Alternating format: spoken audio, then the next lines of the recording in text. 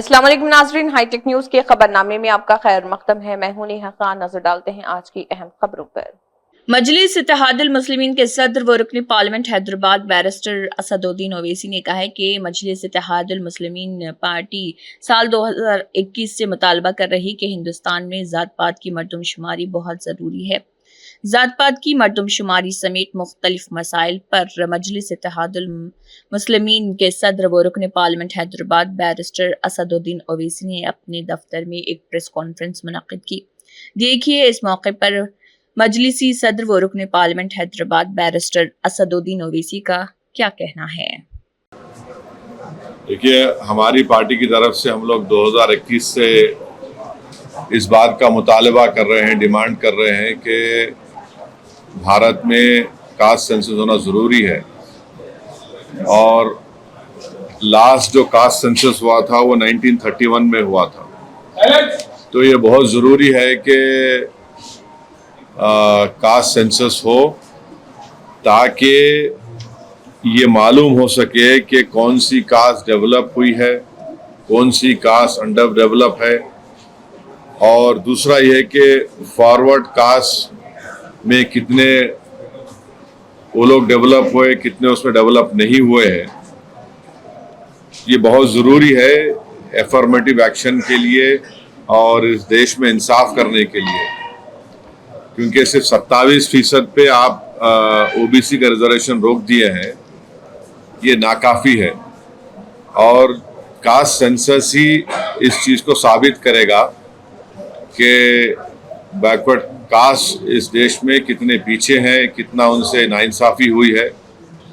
तो हम बीजेपी से डिमांड करते हैं कि आप बार बार ये बोलते कि आप क्या बोले, विकसित भारत बोलते, जनधन बोले, फिर आप 370 निकाल दिए, ये सब चीज़ें आप बातें करें, मगर कास्ट सेंसस के ऊपर हमेशा आप पीछे हटते थे। और जब कास्ट सेंसस का डिमांड शुरू हुआ तो खुद प्राइम मिनिस्टर और बीजेपी के बड़े बड़े लीडर्स बोले कि बटेंगे तो कटेंगे, और इस तरह की वाहियात बातें होती थी। मगर कास्ट सेंसस करना ज़रूरी है। हम बीजेपी से जानना चाहेंगे कि आप क्या इसको शुरू कब करेंगे। देखिए, सेंसस शुरू होना है तो कास्ट सेंसस होगा, फिर ये कंप्लीट कब होगा, क्या 29 के पार्लियामेंट इलेक्शन से पहले ये रिपोर्ट आ जाएगी या नहीं आएगी। और साथ ही साथ ये है कि बीजेपी हमेशा बोलती पसमानदा मुसलमान। भाई, पसमानदा मुसलमान का क्या मौक़िफ़ है, क्या उनका स्टेटस है, कितना डिप्रिविटी उनमें है, और जो नॉन पसमानदा मुसलमान है उनका क्या पोजीशन है। और तेलंगाना की हुकूमत जो रेवंत रेड्डी सीएम है, उन्होंने यहाँ पर कास्ट सेंसस किया, जिससे मालूम हुआ कि 56.32% तेलंगाना में बैकवर्ड कास्ट का पॉपुलेशन है। और रेजोल्यूशन भी पास हुआ कि तेलंगाना में बैकवर्ड क्लास का रेजोल्यूशन 42% होना चाहिए। तो जाहिर है जब कास्ट सेंसस होगा तो गवर्नमेंट किसी की भी हो, उनको 50% के थ्रेशोल्ड को ब्रेक करना पड़ेगा। और जब कास्ट सेंसस की रिपोर्ट आएगी तो मालूम होगा कि नॉन गवर्नमेंट सेक्टर्स में भी अदर बैकवर्ड क्लास से कितना उनका डिप्रिवेशन है, तो उस बारे में भी सोचना पड़ेगा। तो एफर्मेटिव एक्शन की बहुत ज़रूरी है। और ये जो नारा काशीराम ने दिया था कि जिसकी जितनी आबादी उतनी उसकी भागीदारी, ये इसको प्रैक्टिकली इम्प्लीमेंट करना ज़रूरी है हमारे भारत देश में। सर, राहुल गांधी जी कल कह रहे हैं कि टाइमलाइन, आपने भी अभी सवाल किया है कि टाइमलाइन बताना चाहिए और कब तक ये कंप्लीट होगा। कल राहुल गांधी जी ने भी वही सवाल किया। अभी रेवंत रेड्डी जी ने भी कहा कि हमारे तेलंगाना स्टेट को आप रोड मैप के जैसा यूज करिए, रोल मॉडल के जैसा यूज करिए, और उन्होंने सजेशंस भी दिया है। तो ये जो 50% का जो कैपिंग भी है वो कैसा पॉसिबल होगा सर हटाने के लिए? क्यों नहीं होगा। आप पार्लियामेंट में बिल लेकर आइए, हम सब सपोर्ट करेंगे। बीजेपी के पास आप तो वक्फ बिल को अनकॉन्स्टिट्यूशनल तरीके से पास किए ना, वो बिल खुद अनकॉन्स्टिट्यूशनल था, आपने उसको पास करवा लिया। तो आप 50% को क्रॉस करने के लिए बिल क्यों नहीं लेके आते? आपको कास्ट सेंसस कराइए, आप कास्ट सेंसस वो होगा, मगर आपको 50% थ्रेशोल्ड क्रॉस करने के लिए मैं आपको बोल रहा हूं कि पूरे एमपी सपोर्ट करेंगे। आपके लिए 240 है और आपके अलाइज हैं, सब पार्टी अपोजिशन, मेरे को यकीन है कि पूरा अपोजिशन पार्टी सपोर्ट करेंगे। तो आप वेट क्यों कर रहे? 50% रिजर्वेशन थ्रेशोल्ड को आप ब्रेक करिए। आप जो रिजर्वेशन दे रहे 10% के नाम पर फॉर अदर कास्ट को, वो तो माने 20% मिल रहा उनको, और जो 50% के ऊपर जो 80% पॉपुलेशन उनको आप रोक दे रहे 27% पे, 50% के अंदर। आज भी बीजेपी ला सकती है, नेक्स्ट मॉनसून सेशन में आप बिल लाइए 50% रिजर्वेशन को क्रॉस करने के लिए, कौन रोक? आप क्या कहना चाहते हैं, कब तक होना चाहिए कास्ट सेंसस? देखिए पहले मैडम, सेंसस जब होगा तो कास्ट सेंसस होगा ना, तो गवर्नमेंट को जवाब देना है। हम तो टाइमलाइन मिस कर दिए, 2011 के सेंसस पे हम काम कर रहे भी, 2022 उसके बाद होना था, आप नहीं करे। तो ये तो बीजेपी को जवाब देना पड़ेगा, बीजेपी को जवाब देना पड़ेगा, प्राइम मिनिस्टर को जवाब देना पड़ेगा, एनडीए के अलाइज को जवाब देना पड़ेगा कि आप ये कास्ट सेंसस शुरू कब करेंगे। जिसमें कास्ट सेंसस होगा तो उसको शुरू कब करेंगे? 15 महीने में मुकम्मल होता बोल रहे, कब शुरू करेंगे, कब इसको कंप्लीट करेंगे, मुकम्मल करेंगे, कब देश के सामने आएगा ये? और जब ये कास्ट सेंसस होगा तो ये जो आपके मीडिया में भी आप लोग भी एक्सपोज होंगे, इसमें कितने नॉन ओबीसी कितने बैठे हुए बड़े बड़े पोस्ट पे, ये भी निकल के आएगा। संजय, बीजेपी के लक्ष्मण जी ने अभी कुछ देर पहले कहा कि अभी जो तेलंगाना में हुआ था 12% तो मुस्लिम पॉपुलेशन है, जबकि 10% जो है ओबीसी में डाल दिया है। रेवंत रेड्डी की जो सर्वे निकाली, देखिए ये पसमानदा मुसलमान से इनको मोहब्बत है नहीं है बीजेपी को। आप जो है हिपोक्रेसी प्रैक्टिस कर रहे हैं। पसमानदा प्राइम मिनिस्टर आके हैदराबाद में पसमानदा मुसलमान बोले, आप पसमानदा मुसलमान का नाम लेके वक्फ एक्ट में उनके मेंबर्स को बनाओ बोल के आप प्रोविजन डाले। भाई तो पसमानदा मुसलमान का मालूम होना चाहिए ना कि पसमानदा मुसलमान कितना पसमानदा है और गैर पसमानदा मुसलमान कितना पसमानदा है। फॉरवर्ड बोलिए, अपर कास्ट कम्युनिटी कितने फॉरवर्ड है, कितने डेवलप है, कितने उसमें डेवलप नहीं है, वो तो सब मालूम होना चाहिए ना। आप डर रहे क्यों? आप दूध का दूध पानी का पानी हो जाएगा ना। क्या ये सही माने कि 12 में से 10% जो है वो पसमानदा मुसलमान है या फिर ओबीसी के अंदर आता है? मैडम देखिए, आप लोग स्टडी करके आइए, तेलंगाना में कैटेगरी ई में जो पसमानदा मुसलमान है, सोशली एजुकेशनली बैकवर्ड है, रिलीजन की बुनियाद पे नहीं, जो सोशल एजुकेशनल बैकवर्ड है उनको रिजर्वेशन दिया जा रहा है। तो बीजेपी को पेट में दर्द क्यों हो रहा है?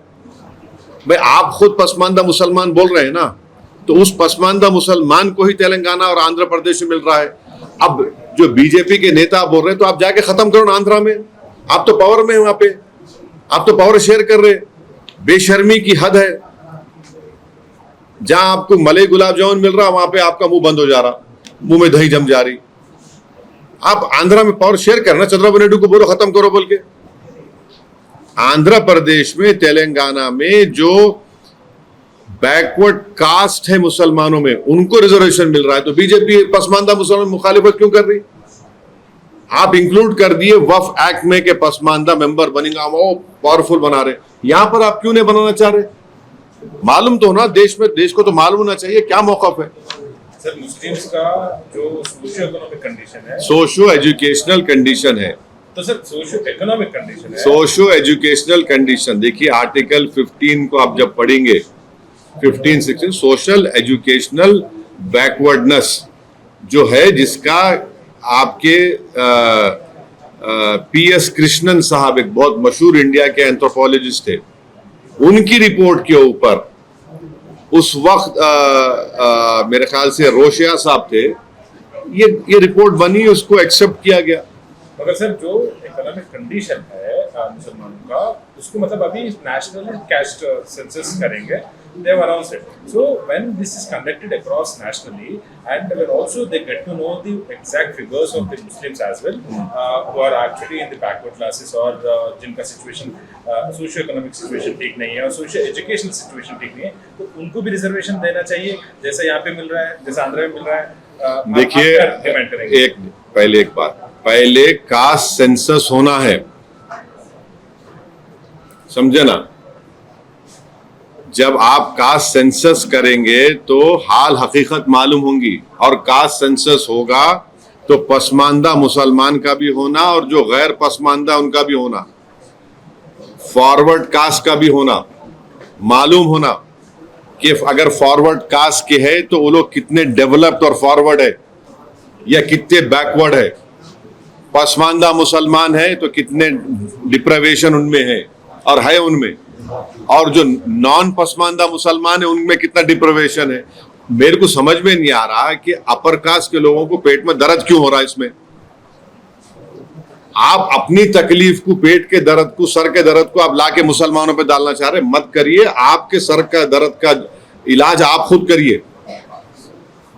और बीजेपी, ये अब बीजेपी के जो जितने बड़े बड़े सपोर्टर्स थे वो तो गाली दे रहे थे कास्ट सेंसस को, अब उनको क्या हो रहा, उनको तब उनको दिख गया मुसलमान। अरे छोड़ो भाई, अब तुम्हारा सर का दर्द का इलाज मैं कैसा करूंगा। मैं ये कह रहा हूं कि सबके दर्दों का इलाज कास्ट सेंसस है। आप कास्ट सेंसस कराओ, मालूम हो जाता ना।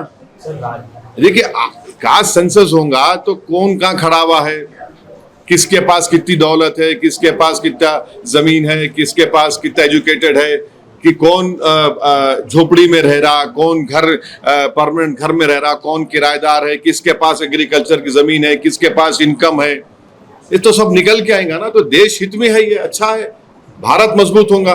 तो और सुनिए, देखिए, एक बहुत बड़ा इकोनॉमिस्ट है, थॉमस सोवेल नाम है उसका, अमेरिका में। जब अमेरिका में एफर्मेटिव एक्शन के नाम पर अफ्रीकन अमेरिकन, चाइनीज और जूस, जब एफर्मेटिव एक्शन की बात हुई तो ये कम्युनिटी डेवलप हुए, और जब डेवलप हो तो अमेरिका पावरफुल बना। तो ये भारत को ही पावरफुल करना है। आप कैसा इतनी बड़ी आबादी को, जो 85% की आबादी है, उनको कैसा आप पिक्चर रखेंगे। आपको डेटा तो मालूम करना पड़ेगा ना। डेटा मिलेगा तो आप पॉलिसीज बनाएंगे, पॉलिसी बनाएंगे तो देश का फायदा होगा। आपको बस डेटा ही नहीं है तो, और ये भी मालूम होगा कि वो बैकवर्ड कास्ट में बाद ऐसे कास्ट भी है जो हर चीज खा ले रहे, दूसरों को नहीं मिल रहा। तो ये विन विन सिचुएशन है सबके लिए। सर, जैसे तेलंगाना में बैकवर्ड क्लासेस में मुस्लिम, जो बैकवर्ड मुस्लिम से बैकवर्ड क्लासेस में मिला है, वैसा मिलाना चाहिए था क्या? भी मेरा सवाल था। अरे सुनिए, पहले डेटा आ जाने दीजिए। जब डेटा आएगा तो आप इतना मुतमईन रहिए, जब डेटा आ जाएगा तो पूरे देश को मालूम हो जाएगा कि किस तरीके से 85% पॉपुलेशन को, उनको इंजस्टिस उनसे हुई, कैसे उनको हिंदू मुस्लिम के झगड़ों में मिलाकर उनको पीछे रख दिया गया, कैसे उनका एक्सप्लॉयटेशन हुआ। तो ये सब चीजें मालूम होंगी ना। पहले तो कास्ट सेंसस तो होने दीजिए। आप लोग भाई, कास्ट सेंसस तो जरूरी है ना। सर, तेलंगाना में कास्ट सेंसस हुआ 50 दिन में 3.54 करोड़ लोगों का यहाँ पर। हाँ, 56.34 ओबीसी पॉपुलेशन है। और आगे का एक्शन प्लान तेलंगाना। अरे भाई, उन्होंने रेजोल्यूशन, असेंबली में रेजोल्यूशन पास करके बोल दिए कि 42% बीसी को रिजर्वेशन दो आप। अब गवर्नमेंट ऑफ इंडिया को क्या करना है। और हम आज भी प्राइम मिनिस्टर से ये रिक्वेस्ट कर रहे हैं कि आप अपने आप को ओबीसी का नेता बोलते। प्राइम मिनिस्टर छाती को मार के बोले, मैं बैकवर्ड क्लास का नेता हूं। आप एक बिल डालो ना पार्लियामेंट में, 50% रिजर्वेशन को ब्रेक करो आप। और सेंसस आप कब करेंगे, ये उसमें सेंसस कब शुरू करेंगे, उसको कब कंप्लीट करेंगे, और क्या 29 पार्लियामेंट इलेक्शन से पहले इंप्लीमेंट होगा नहीं होगा। तो अगर बिल पार्लियामेंट में आता है तो आपके पास 100% आप लाइए, 50% ब्रेक करिए, रिजर्वेशन लाइए। आप कौन रोक रहा प्रधानमंत्री को? आप लाइए ना, आप बिल्कुल फौरन ला लीजिए। जिस तरह की जैसे ये बात सामने आई है, उसके बाद से जो राजनीति हो रही है पार्टियों के बीच में, एक दूसरे के ऊपर ये कहने की हमने इसके लिए दबाव बनाया, हमें इसके लिए इनिशिएट कर रहे हैं, कैसे देख रहे हैं? आप देखिए, आप छोड़ दिए ना, कौन दूल्हा बन रहा है नहीं बन रहा है मेरे को उसकी फिक्र नहीं है। आप कास्ट सेंसस का डिसीजन ले लिए और देखिए, केरला में आरएसएस की बैठक हुई थी। वो बैठक में भी उन्होंने इन अ वे बोले कास्ट सेंसस कराओ बोल के। केरला में बैठक हुई थी आरएसएस की, उसमें उन्होंने बोले इन अ वे कराओ बोल के। आपका बीजेपी को, गवर्नमेंट ऑफ इंडिया से हम एक ही बात पूछ रहे हैं कि आप सेंसस कब शुरू करेंगे, क्योंकि आप डिसीजन लिए कास्ट सेंसस भी कराएंगे। सेंसस कब शुरू होगा और कब कंप्लीट होगा, उसका डेटा देश के सामने कब आएगा? क्या 29 पार्लियामेंट के इलेक्शन से पहले ये हो जाएगा, नहीं हो जाएगा, हमको बताइए। अरे जरूरी है ना भाई, आपके इतने पॉलिसीज हमारे हैं। 1931 में एक सेंसस हुआ, उसके बाद से अब तक नहीं हुआ। मंडल की खाली रिपोर्ट पे हो रहा है। आपके पास मालूम तो होना ना कौन कहाँ खड़ा हुआ है, कौन कितना पसमानदा है, कौन कितना पिछड़ा है, किसमें कम पढ़े लिखे लोग हैं, किसमें किसके पास जमीन नहीं है, किसके पास इनकम कितनी है, कौन किराए के घर में रहता, किसके पास जमीन नहीं एग्रीकल्चर की, ये सब मालूम होगा ना।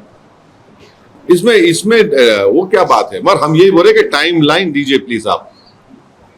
कांग्रेस के लिए जिस टाइम पर ये अनाउंस किया जा रहा है, ये कहीं ना कहीं बता रहा है कि बिहार का जो चुनाव है उसके मद्देनजर है। क्या आप सच में समझते हैं कि आप भी हम बिहार चुनाव लड़ेंगे और अच्छी तरह से लड़ेंगे। हम बहादुरगंज से हमारे कैंडिडेट का अनाउंस भी कर दिए। मैं और मेरी पब्लिक मीटिंग है 3 तारीख को बहादुरगंज में, 4 तारीख को और एक जगह पर है। हम अच्छी तरह से लड़ेंगे और आप देखेंगे इंशाअल्लाह ताला हमारे जो एमएलएज लास्ट टाइम जीते थे उससे ज्यादा हमारे एमएलएज कामयाब होंगे, और जो चोरी करे हमारे एमएलएज की इंशाअल्लाह ताला उनको भी सीमांचल की जनता सबक सिखाएगी। बिहार के इलेक्शंस मद्देनजर रख के ये लाया गया, ये सवाल था सर।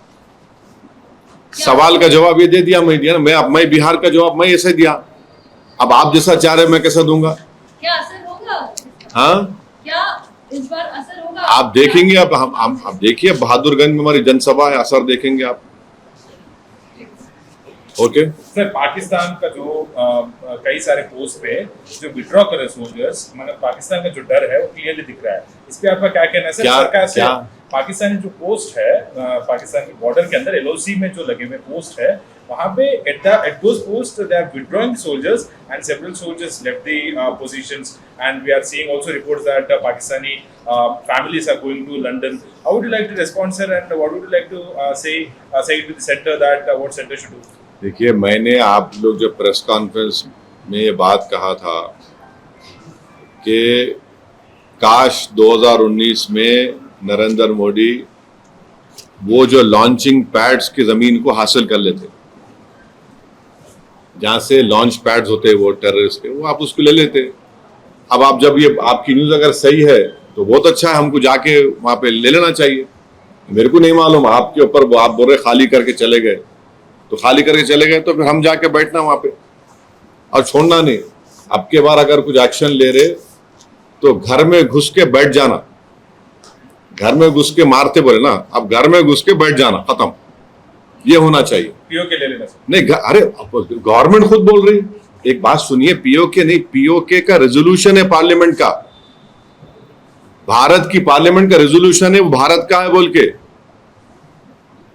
तो बीजेपी क्या बोलती, घर में घुस के बोले डैश डैश बोले, हम बोले घर में घुस के बैठ जाओ आप। ये खत्म होना है टेररिज्म, जो बार बार हर थोड़े दिन को जो टेररिज्म होता। आप देखिए हैदराबाद में लुम्बिनी पार्क का हुआ, दिलसुख नगर का हुआ। मैं एक शर्मा साहब को जानता हूँ, तेलुगु के पंडित हैं, उन्होंने अपनी बेटी को खो दिए। कभी कभी आके मिलते मेरे दारुसलाम में, असद साहब मेरी बेटी याद आ रही मेरे को, बोली तेलुगु के पंडित अपनी नौजवान बच्चे भी खो दिए। आप 26/11 का हुआ, निजामाबाद की एक दुल्हन वो वीटी स्टेशन पे मारी गई जिसके हाथों में मेहंदी थी। पुलवामा हुआ, आपके उरी हुआ, आपके पठानकोट हुआ, रेसी हुआ लास्ट ईयर, वैष्णो देवी के पास 7 टूरिस्ट को मारे। तो आपके पास तो पूरे सब अपोजिशन पार्टीज गवर्नमेंट को बोल रहे कि इसका आप खत्म करो, ये टेररिज्म को आप खत्म करो। आप पावर में हैं, आपको खत्म करना है इन चीजों को। एक आखिरी सवाल सर, ये जो पाकिस्तानी को वापस भेजा गया उसका डेटा रिलीज करना चाहिए क्या सेंटर? किसको वापस भेजा रहे? पाकिस्तानी जो नेशनल थे शॉर्ट टर्म वीजा पे, सार्को वीजा पे जो थे, या फिर लॉन्ग टर्म वीजा? अरे वो छोड़ दे भाई, वो जो बच्ची आके बैठ गई यहाँ पे 2 बच्चों को लेके, उनको क्या बोलते? तुम लोग पूछ रहे नहीं, तुम लोग हैं? वापिस जाओ बोल के बोल रहे थे। अरे उन्हें आके बैठ गए, उन्हें वो क्या किस्सा क्या है प्यारे? वो तुम लोगों को बड़ी मोहब्बत उससे हो गई, उसका बारे में पूछ रहे हैं तुम लोग? नहीं, वापिस जाओ। अरे हाँ, हंसरा देखो। मैं तो अरे बोल रहा हूँ। क्या बोलेंगे? हाँ, चलिए और कुछ है? Thank you. Thank you sir.